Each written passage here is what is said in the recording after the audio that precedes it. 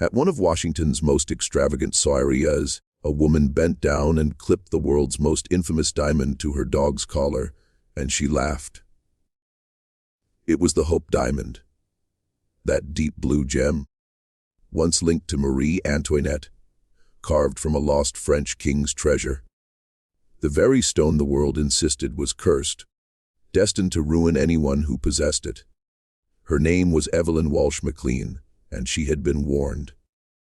She wore it while gardening. She buried it in the grass like a child's plaything. For 35 years, she dared that curse to strike.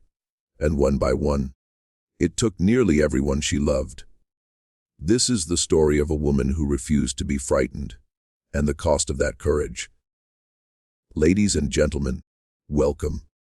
For those joining us for the first time, CrownFiles tells the stories of women who lived in the shadow of power. Duchesses, heiresses, hostesses, and wives. Women who paid a private price for very public lives. But tonight, our tale does not start with a woman. It starts with a stone. You may have seen it today. It rests behind thick glass at the National Museum of Natural History in Washington.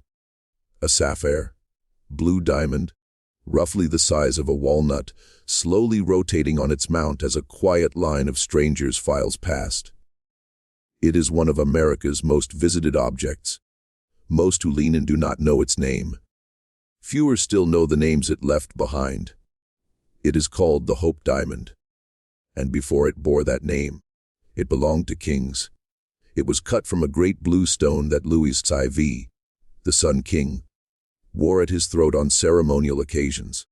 It passed through the French crown to Louis XV, and so the legend goes, to his queen, Marie Antoinette, in the years before the guillotine. When the French Revolution erupted, the diamond vanished from a royal storehouse and disappeared for decades.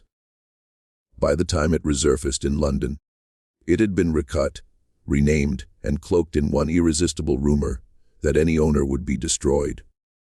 Whether that rumor was true, or whether a clever jeweler simply understood that a curse makes a diamond easier to sell, that is a question we will return to tonight, because in 1911, that stone found its last private owner.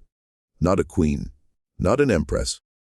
A young American woman from a Colorado mining town, the daughter of a man who had struck gold with his own hands. Her name was Evalyn Walsh McLean. Her husband owned a newspaper you have heard of, the Washington Post. And when she was warned that the diamond was cursed, that she should return it before it was too late, she did something no one expected. She laughed. She wore it while gardening. She fastened it once to her dog's collar and let him roam through one of her legendary parties. She hid it in the grass for guests to find, like a game.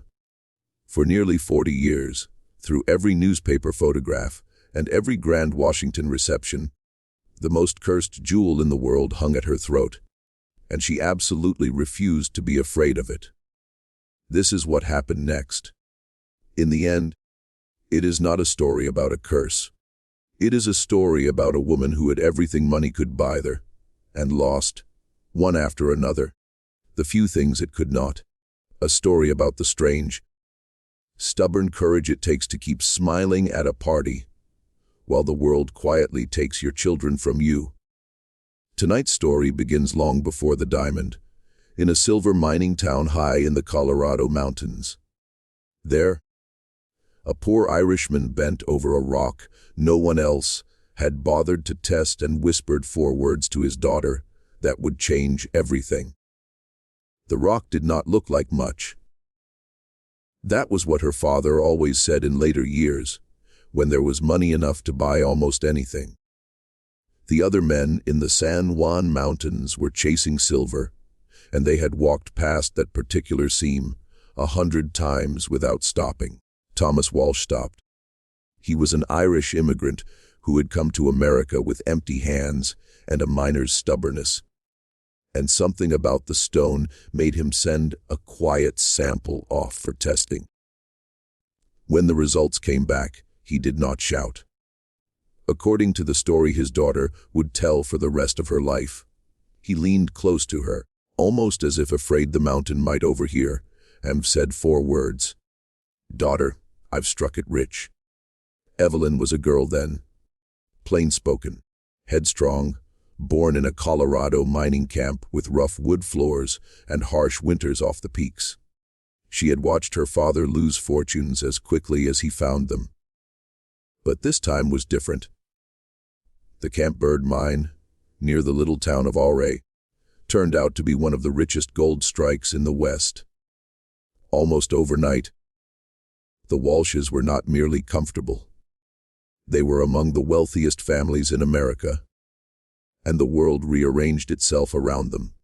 There was a mansion on Massachusetts Avenue in Washington, 60 rooms, with a ballroom, a private theater, and more staff than a girl from a mining camp could count. There was Paris, where she was sent at 14 for singing lessons she did not especially want. There were long summers at the great resort towns, Newport and Bar Harbor, where the daughters of new American fortunes were paraded before the sons of older ones. Evalyn moved through it all with a frankness that scandalized the matrons who ran that world. She dyed her hair.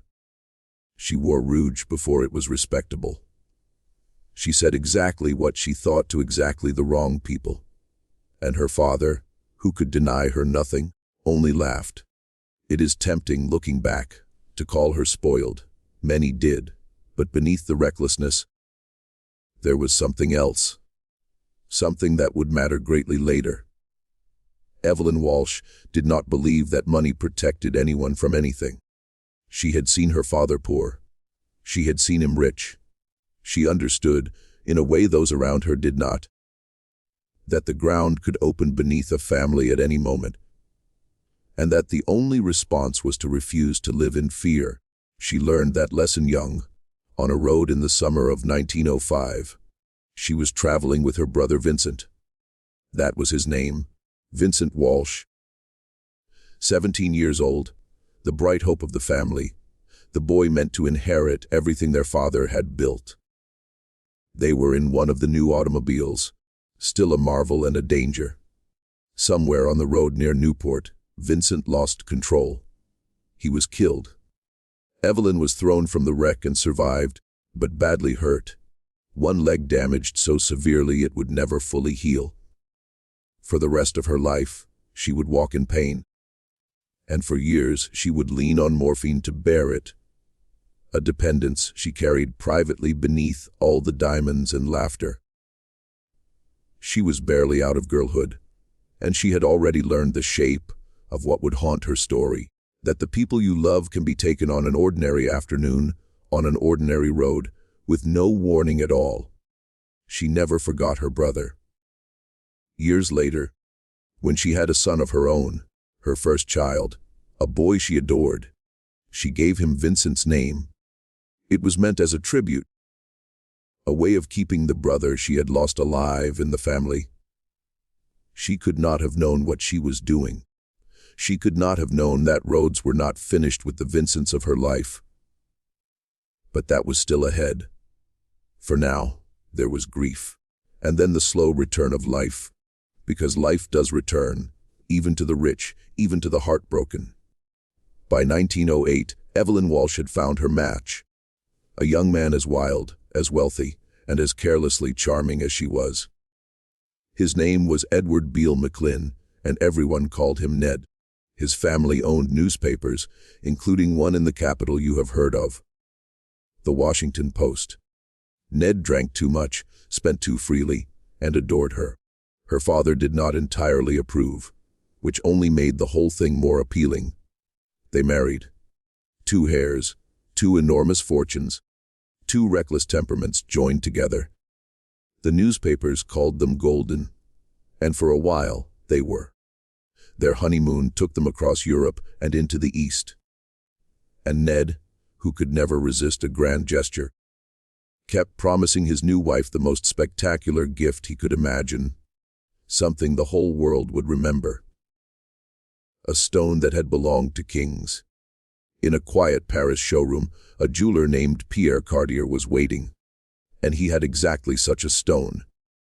He also had a story to go with it, a story about a curse.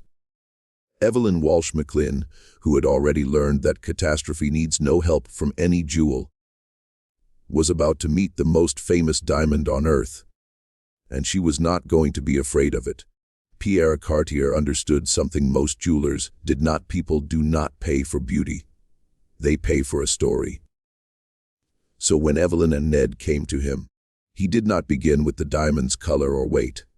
He began with its history and its curse.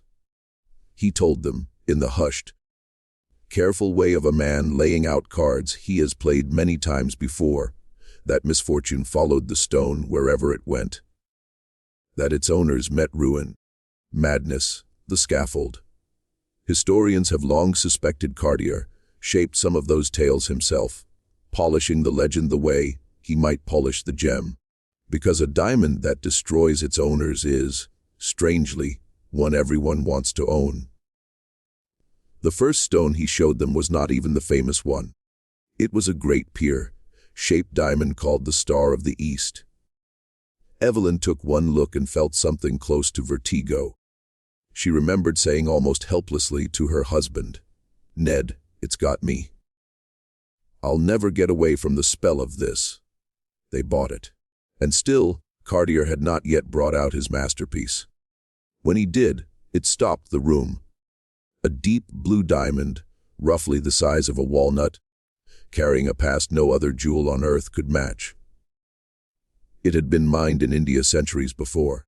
A French merchant had carried it back to the court of Louis XIV, who had it cut and set and wore it at his throat as the blue diamond of the crown, the French blue. It passed down through the French monarchy to Louis XVI and, by popular legend, to his Queen Marie Antoinette. Though Smithsonian historians note there is no firm proof it ever hung at her neck. What is certain is that when the revolution came and the king and queen went to the guillotine, the diamond vanished from a royal storehouse and disappeared for decades. When it surfaced again in London, it had been quietly recut to hide its identity and given a new name, taken from a banker who once owned it. The Hope Diamond. This was the stone Cartier was offering, cut from a gem kings had worn and a revolution had stolen, soaked now in the most famous curse in the world. Evalyn's husband paid 180,000 for it. The warnings came almost at once. Friends urged her to send it back. Her own mother-in-law, when she learned what had come into the family, nearly fainted, certain it would bring catastrophe down on them. Everyone, it seemed, wanted Evalyn to be afraid. She would not be. Instead, she did something that tells you almost everything about who she was. She took the cursed diamond to be blessed, and then she simply decided to let fate sort itself out, without her permission. As she later wrote with a shrug, you can almost hear on the page, "I had it blessed myself, and I am sitting back on the sidelines." The curse and the blessing, as far as Evalyn Walsh McLean was concerned, could fight it out between themselves. She had buried a brother on a Newport road. She did not need a jewel to teach her that the world was dangerous, and so she wore it.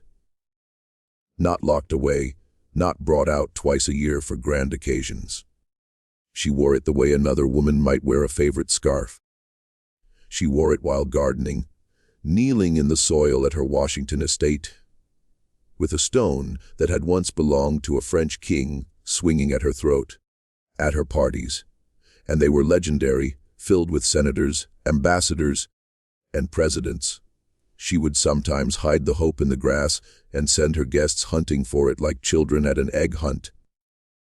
Once, famously, she fastened the most cursed diamond in the world around her dog's collar and let him wander glittering through the crowd. It was a dare, a daily, sparkling public dare. "Look how little I fear you." In February 1912, she wore the hope in public for the first time, at a brilliant reception in the family mansion on Massachusetts Avenue, the Star of the East blazing alongside it. The newspapers, including her husband's own Washington Post, could hardly look away. She had become the woman with the cursed diamond, and she wore the title as easily as she wore the stone. For a few golden years, the dare seemed to be working. There were the children, 4 of them. The eldest, a boy she named Vincent for the brother she had lost. There was laughter and spending, and the sense that the Walsh McLean luck would simply go on forever. The diamond hung at her throat through all of it. Patient, beautiful waiting. And in the spring of 1919, 7 years after it came into her house, the waiting ended. It happened on an ordinary afternoon, the way these things always do. The boy was 9 years old. He was playing near the family home in Washington. At some point, a moment no more, he ran out into the street. There was an automobile, and in that single moment, the most protected child in America was gone. His name was Vincent Walsh McLean. The newspapers had a name for him too. They called him the $1 million baby, not kindly, so much as literally. From the day he was born, Vincent had been the most famous child of the richest young couple in the capital. His parents, terrified that someone might steal him, harm him, hold him for ransom, had wrapped him in a fortress of care. He had nurses and guards, high fences and watchful eyes. He was, by some accounts, almost never allowed to be a normal boy, because his mother lived in a world where money made you a target. They had guarded him against kidnappers, against poisoners, against every dark thing a wealthy family lies awake imagining. They had not been able to guard him against a street. That was the cruelty of it. The part that must have hollowed Evalyn out in the days that followed. All the money in the world, all the watchmen and walls, and her son had died the most ordinary death there is. The kind of accident that takes children from poor families and rich ones alike, on a quiet road, in the time it takes to draw a breath. And she had been here before. She had named that little boy Vincent for a reason. The name belonged to her brother, the bright, doomed 17-year-old who had died in a wrecked automobile on a road near Newport, with Evalyn beside him when she was barely more than a girl herself. She had given her son that name to honor the brother she lost, to keep him alive in the family somehow. And now there were 2 Vincents, both young, both gone, both taken on a road by a machine in an instant. If you believed in the curse, this was its first proof. 7 years after the blue diamond came into the McLean house, it had taken a child. And not just any child, but the heir, the namesake, the most carefully guarded boy in America. The whispers started almost at once. The stone, people said, has begun its work. Surely now she would give it up. Surely now even Evalyn Walsh McLean would be afraid. She was not. She did not sell the diamond. She did not hide it away or lock it in a vault to break whatever spell it might be casting. She kept it. She went on wearing it, the blue stone at her throat, now carrying the weight of a small grave. To those who urged her to blame the jewel, she gave the same plain-spoken answer she had carried since girlhood: grief did not need a diamond's help. She had learned on a Newport road, long before Cartier ever told his careful story, that the people you love can be taken on any afternoon, in any accident, in any year. The stone had not invented death. Death had been there all along. It was an extraordinary kind of courage, if that is the right word. Or perhaps it was something harder to name: a refusal to give the curse the satisfaction of her fear. She would not let the diamond be the villain of her story. She would not let a rumor stand between her and the only God she trusted, which was simple endurance. So she put the stone back on. She returned, in time, to the parties and receptions, to the great hall full of dignitaries, to the dog wandering through the crowd with a king's diamond on his collar. From the outside, the glittering life went on exactly as before. The hostess smiled. The hope sparkled. Washington came to her door. But something in her had changed in a way photographs could never catch. She had been a woman who dared the curse out of recklessness. Now she dared it out of grief, which is a heavier thing to carry. The smile was the same. The cost behind it was not. And the diamond, patient as ever, was not finished. Because the years ahead would bring a husband's slow unraveling, a great newspaper lost, a fortune poured into sand, and at the very end, one more loss that even Evalyn Walsh McLean, who had stared down king's curses and buried 2 Vincents, would not be able to survive. The death of her son was the first blow. It was only the first. From the outside in those years, the house on the hill looked like the center of the world. They called the estate Friendship. On a good night, it could hold 1,000 guests. Senators, ambassadors, cabinet officers, the president himself. Evalyn Walsh McLean threw the kind of parties. Washington measured others against orchestras, oceans of champagne, great rooms blazing with light until dawn. Once, she gave a birthday party for one of her dogs that was said to have cost more than $1 million. And the guest of honor trotted through the festivities with the Hope diamond fastened to his collar. It was absurd. It was magnificent. It was entirely her. In those years, she was as close as a private citizen could be to the seat of power. She and her husband were intimates of the Harding White House, and Evalyn became a genuine confidant of First Lady Florence Harding. When that administration collapsed into scandal, bribes, betrayals, names that would fill history books, the McLeans were close enough to feel the heat. But that was politics, and politics passed. The parties went on. The diamonds sparkled on. And then, slowly at first, the cracks began to show. The first to break was Ned, the charming, reckless young man she had married.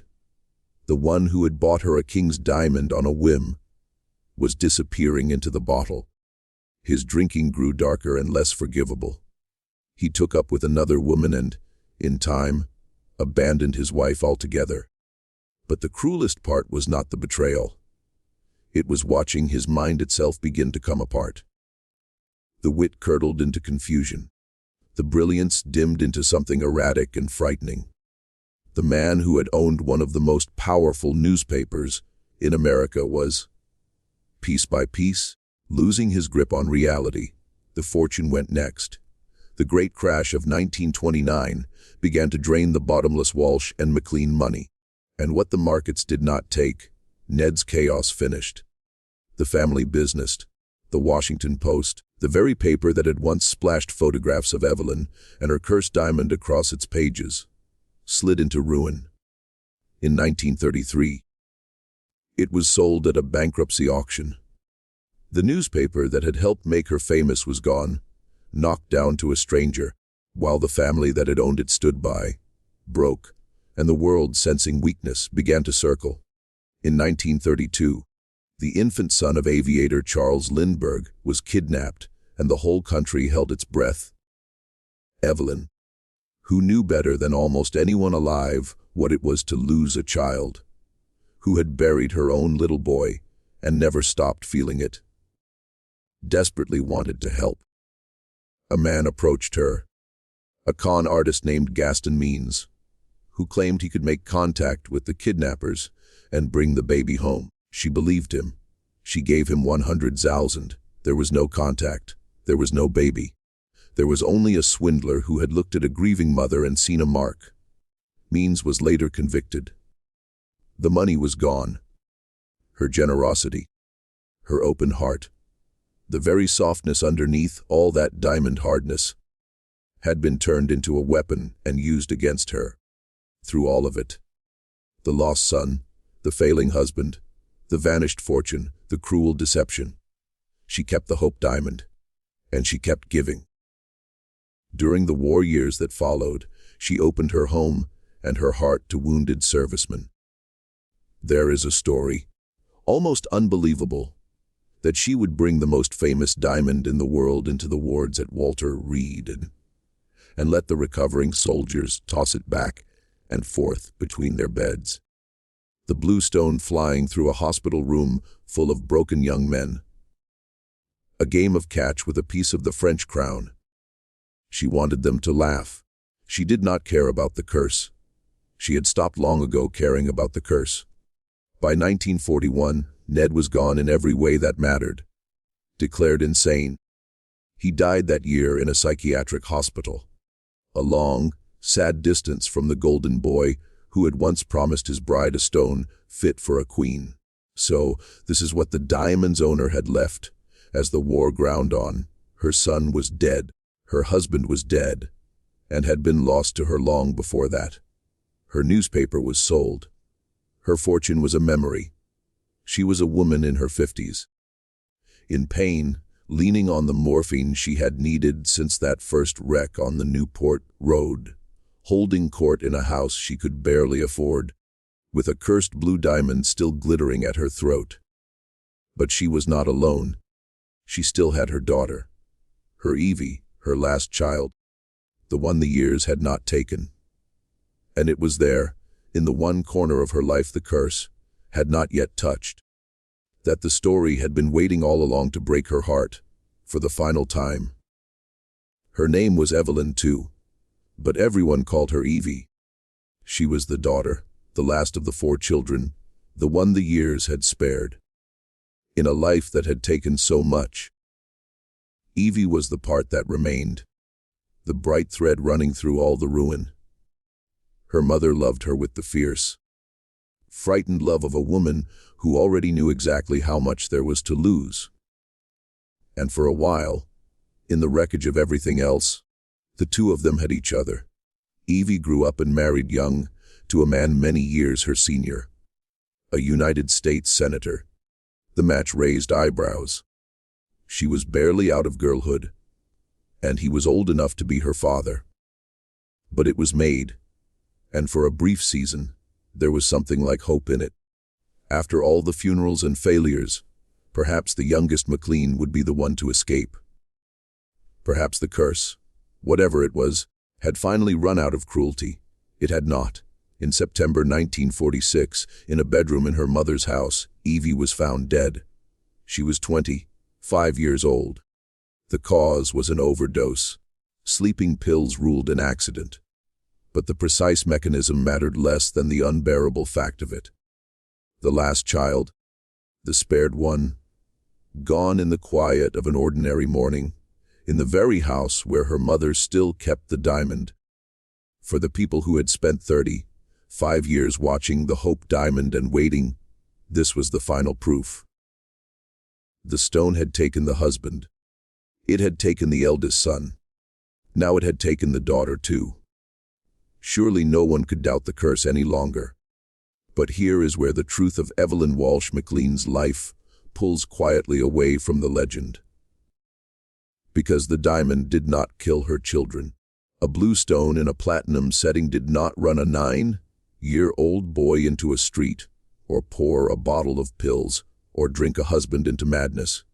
What destroyed the people Evalyn loved was not a curse at all. It was the oldest and most ordinary catastrophe there is, the catastrophe of being alive in a world that takes the people you love on quiet afternoons, for no reason, with no warning, no matter how much money you have or how many guards you post at the gate. She had learned that lesson at 16, on a Newport Road, long before Pierre Cartier ever whispered his careful story. She had simply spent the rest of her life refusing to pretend otherwise. And the most haunting part is this: she had known. She had said it herself years before, in her memoir, written in 1936, before her husband died in the asylum, before the newspaper was lost, before Evie was found in that bedroom.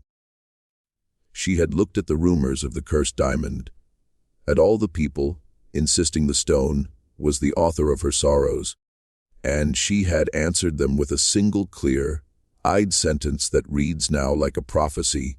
She wrote against herself, "Tragedies for anyone who lives are not escapable." She had diagnosed her own fate a decade before it finished arriving. The curse was never in the diamond. The curse was simply the condition of loving people in a world that does not let you keep them. And Evalyn Walsh McLean, who had stared that truth in the face her whole life and kept on smiling, kept on giving, kept on wearing the blue stone like a dare, had told everyone all along that no jewel was needed to break a human heart. But knowing a thing does not protect you from it. After Evie, something in Evalyn went quiet. The defiance that had carried her through every other loss. The recklessness, the courage, the refusal to be afraid, finally had nothing left to push against. Those who knew her said that her daughter's death simply took away her will to live. She had buried a brother, a son, a marriage, a fortune, a husband, and now her last child. There was, at the end, nothing the diamond could threaten her with that life had not already done. She did not last long. In the spring of 1947, an aging, grieving woman went out to walk her dog in the rain. It was a small domestic thing, the kind she had done 10,000 times. She caught a chill. The chill became pneumonia. And on the 26th of April, 7 months after they carried Evie out of that bedroom, Evalyn Walsh McLean died. She was 60 years old and deep in debt. And the most famous diamond in the world was still hers. The woman who had laughed at a king's curse for 35 years was not, in the end, undone by any curse at all. She was undone by love, and by loss, and by the simple merciless arithmetic of outliving almost everyone she had ever held. The dare was over. But the diamond was only beginning the next chapter of its very long life. When Evalyn Walsh McLean died, she left behind a mountain of debt and a small constellation of the most extraordinary jewels on earth. She had tried to protect them. Her will asked that the Hope diamond and the rest of her collection be held in trust for her grandchildren, kept in the family until the youngest came of age. But the debts were real and the courts were unmoved. Within 2 years, that wish was overruled. In 1949, the famous jeweler Harry Winston bought the entire collection from her estate, the Star of the East, and with it, the blue diamond that had hung at her throat through every loss of her life. For a while, Winston sent the Hope out into the world. He toured it through his traveling exhibition, the Court of Jewels, letting ordinary Americans file past the stone that kings had worn. And then, in 1958, he decided to give it away, to the nation, to the Smithsonian Institution, so that it might belong to everyone and no one ever again. The way he sent it is almost too perfect to be true. He did not hire an armored convoy. He did not summon guards. He wrapped the most famous diamond in the world in plain brown paper, and he mailed it. It traveled to the Smithsonian in a simple package, carried by an ordinary postman, insured like any other parcel. The stone that had passed through the hands of the Sun King and a doomed French queen, that had crossed oceans and revolutions and the long sorrow of one American family, arrived at its final home in the back of a mail truck, and there it has stayed. If you go to Washington today, to the National Museum of Natural History, you can see it. It sits behind a thick wall of glass, turning slowly on its mount under the lights. A deep blue stone about the size of a walnut. There is almost always a line. People lean in close, the way people do, and lower their voices and take their photographs. It is one of the most visited objects in all of America. The diamond has outlived every single person who ever owned it. It outlived Louis XIV and the court at Versailles. It outlived Marie Antoinette and the guillotine, and the revolution that swallowed them. And it outlived Evalyn Walsh McLean and all of her dead. the brother on the Newport Road, the little boy in the street, the husband in the asylum, the daughter in the quiet bedroom. The stone remembers none of them. It cannot. It is only carbon and light, beautiful and indifferent. And it will go on turning behind its glass long after every name in the story has faded. The strangers who file past it see a jewel. They do not see the woman. They do not see the miner's daughter who wore it to pull weeds in her garden. They do not see her fasten it, laughing, around her dog's collar, or hide it in the grass for her guests to find, or toss it between the beds of wounded soldiers, because she wanted to hear them laugh. They do not see a mother who buried 2 children and a husband and a fortune, and who looked the most famous curse in the world, dead in the eye for 35 years and refused, absolutely refused, to give it the satisfaction of her fear. She had no illusions about why her life had been so full of grief. She had written the answer down long before the worst of it came, in a sentence that has outlasted her, almost as long as the diamond has. She did not blame the stone. She blamed nothing supernatural at all. She simply understood, more clearly than the people who pitied her ever did, that sorrow is the toll we pay for loving anyone, in any life, in any year. Tragedies, she wrote, for anyone who lives are not escapable. The diamond is still there, behind the glass, catching the light. And somewhere underneath all that brilliance, if you know where to look, is the faint blue ghost of a woman who was never once afraid of it.